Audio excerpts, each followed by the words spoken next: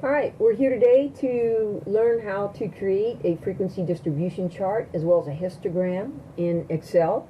And I've just opened up my Excel data.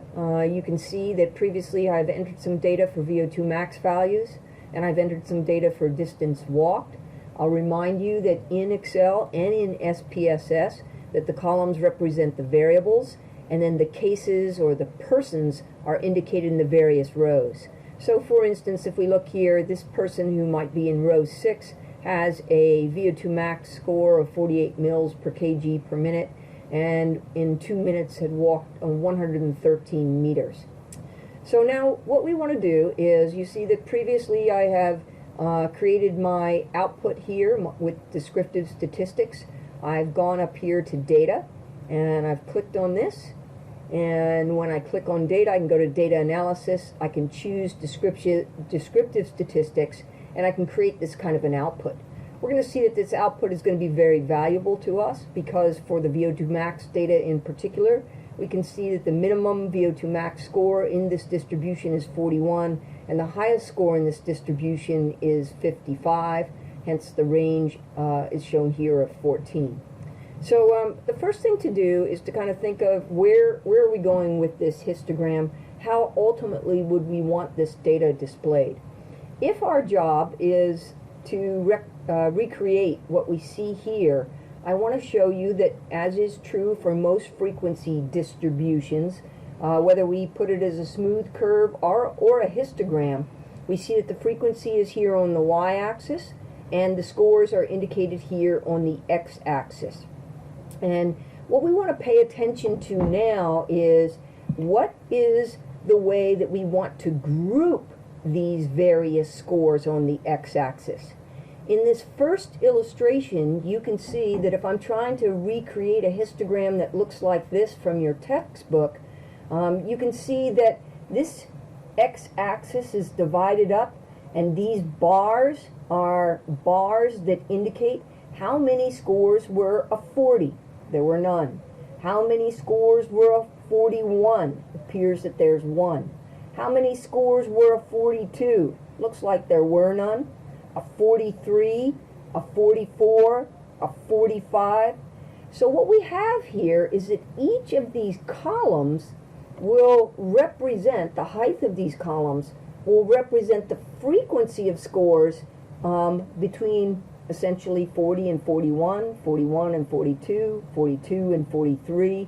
Now we could collapse some of this into different categories or classes in order to display the data differently, but we'll run through this, and in our first illustration we want to notice that we want columns here to indicate how many 44s were there, how many 45s were there. We don't want to group this data, for example, and ask the question, how many persons had VO2 maxes between 40 and 45 and between 45 and 50? That would be a different way of displaying the data. So that what we want to do is we want to create what are called bins. So I want you to come over here, and in this column I'm just going to come to the top of this. I'm going to label this as my bins or classes, and these are the terms that are used in other statistical books. And I mentioned here that we want our bins or our classes to only be apart by a single milliliter per kilogram per minute.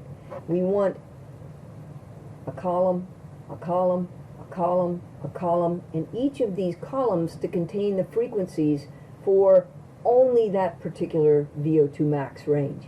So what I want to do with the bins is I want to recognize that the lowest point in this particular data set is 41 mils per kg. So I'm going to want to know how many 41s there are.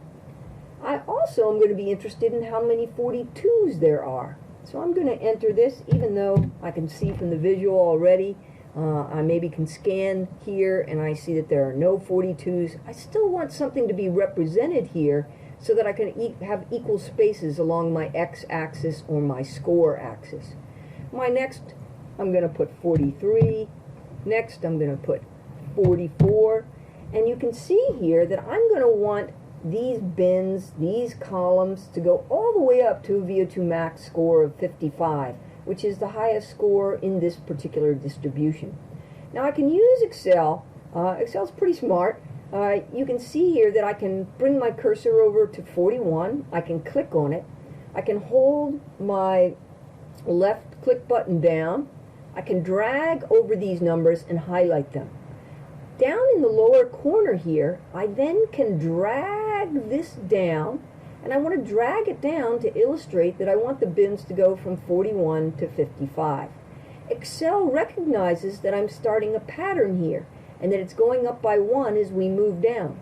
So if I highlight these scores and then drag these down, I'll try that again, highlight these scores, bring my cursor over to the corner with the plus sign, and then drag these down, I can see that Excel continues the pattern that I had started at the top of the column.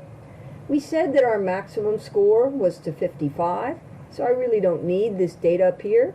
I'm simply going to highlight it, I'm going to click delete, and now I have everything set up in order to create my histogram and my frequency distribution chart.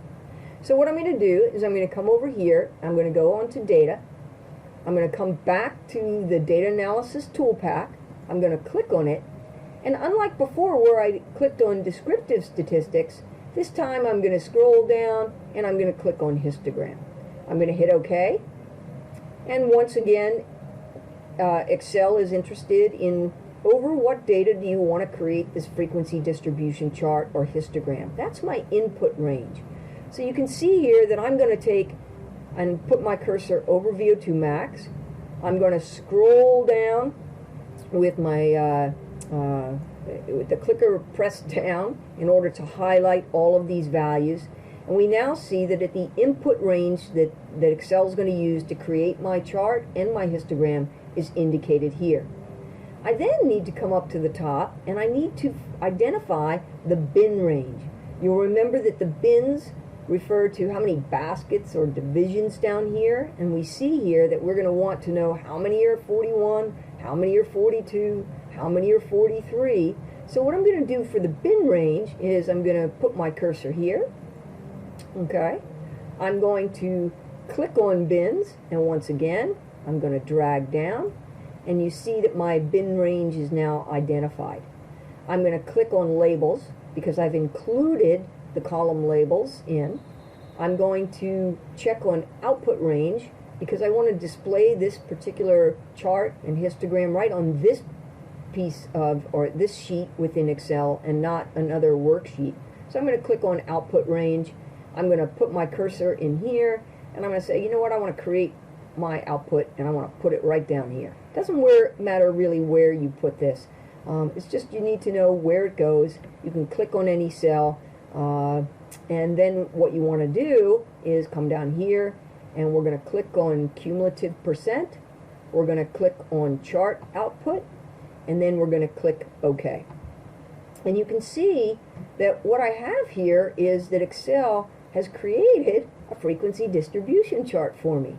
Once again, if I can't see what is listed at the top of these columns or if the data extends beyond the columns, I can come up here to the top of the column where the letters are. I can indicate that I want to move things one way or the other by clicking and dragging. Obviously we can read the number of bins. I think I can see the frequency. I'll give us a little more space here. And then it must say cumulative percent over here, so I want to make a little room for that. That seems like that's going to be a very valuable column and one that replicates what you've been asked to create in some of your homework assignments and on the exam. So we now have a frequency distribution chart. You'll notice that the bins indicate that for 41, I have one of them. For 42, I have 0. For 43, I have 3 43s, and there are 11 48s. You also get the cumulative percent here, and notice this works very well if higher scores are better scores. We'll talk a little bit later about what to do when lower scores are better scores. And then we also have here our histogram. Now I want to remind you before we move on to the histogram that this particular column is going to be very useful because what this displays for us, whether this distribution is normal or not, it's going to give us the percentile rank. So for example, I could ask, what is the percentile rank of a VO2 max of 50 and we would see that that percentile rank would be close to 77%. So 77, this score of 50 is essentially at or better than 77% of the scores in this distribution. Well, next we're going to turn to making this histogram look like the histogram that we have in our textbook. So let's first make this a little bit bigger so we can all see it. I'm clicking on it and I'm simply dragging it down to open it up. And so that it doesn't become too distorted, I'm going to spread it out a bit. And we see that we have displayed these columns that indicate the frequency of each of these scores. All right, so it's starting to look a little bit like this, but I think we need to make it look a little bit prettier. You notice also that there's something here that indicates the cumulative percent. 100% of the scores are at a VO2 max of 55 or less. I don't need that right now. I'm going to get that information from this chart. So I'm going to click on that curve, and I'm simply going to delete it. Okay? I also know that I have frequency displayed here. I don't need to have this legend, so I'm going to click on it, and I'm going to delete it. Now the object of what I'm going to do next is to try to make my histogram look professional. We see we have a couple of problems in that the bars are not touching each other. This really represents more of a bar chart. So I'm going to move it up here. Let's see if I can do that. I'm going to move my histogram. Whoa. I'm going to move my histogram. I'm going to try to move my histogram up here so I can see, hey, I want it to look something like this. How can I do that? So a few of the things that I can do. The first thing we have to do in order to get full credit for the histograms is we need to label our axes. So you see here we have frequency, and down here we're still left with the title of bins. I'm actually going to click on this axis title, and I'm going to change this title to VO2 max, and I'm going to put in parentheses the units of measure, which is much better than what these people in your textbook did. Alright, so what I've done is I've created an axis label down here. I keep frequency up here.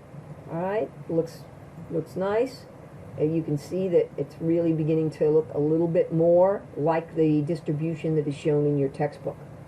But one of the problems is, I mentioned that we see these bars that are separated, and really we don't want our histogram to look like that. So we're just simply going to click on the bars. Okay. We're then going to right click, and we're going to go to Format Data Series, and you're going to see that this is going to open up on the right hand side here, and one of the options that you have is to adjust the gap width. So I'm going to click on here. I'm going to bring the gap width over to this, and now we're showing something that looks a lot more like this particular graphic. It's very clear that there's 141, there's no 42s, there's about 3 43s, 3 44s, etc. If I bring my cursor off over into the body of this Excel page, you see here that what we do not have that I think really enhances this graphic is that there are outlines to each of these columns. So once again, I'm going to go up to these columns, I'm going to right click on them, and I'm going to give them outlines. I'm going to click on an outline. I'm going to make them black so that we can see them. Alright, and now I have some delineation so I more clearly can see these columns represent the frequencies. It's not just a blob of a histogram. It's really each of these columns now are separated. If I want to make it look a little bit more like this particular graphic, I can click on the edge here and drag it in. I'm not able to get that. Maybe I can drag it from this side a little bit better. Alright, and I can make it look a little bit more like that histogram. I still have some trouble though. You can see here that I have a title called histogram, and I'm going to let you know that for this class, whenever you present a chart or a table, it needs to have a decent title. So you could say histogram, but you might want to say histogram showing the distribution